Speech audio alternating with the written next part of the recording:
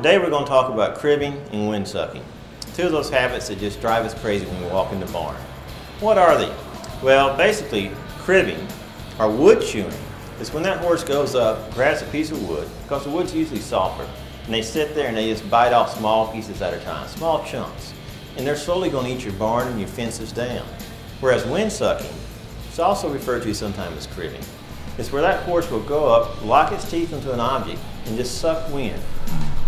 When they do that, it releases endorphins into the horse and they feel a relaxed sensation. These are usually nervous type horses, horses that have been in a confined environment. And so things you want to think about when you're selecting your horse. Foals that are from dominant mares are more likely to have behavior abnormalities. Foals from less dominant mares are less likely to have problems.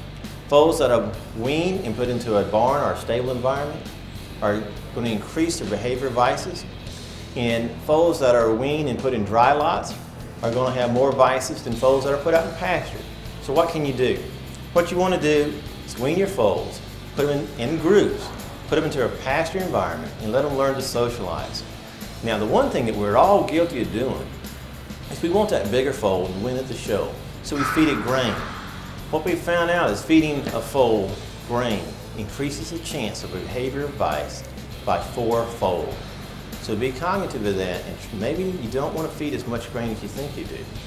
Now, when you get worried about these things, you got to think about the long-term condition of this horse. A young horse is going to have nice, clean teeth. They're going to start out like this.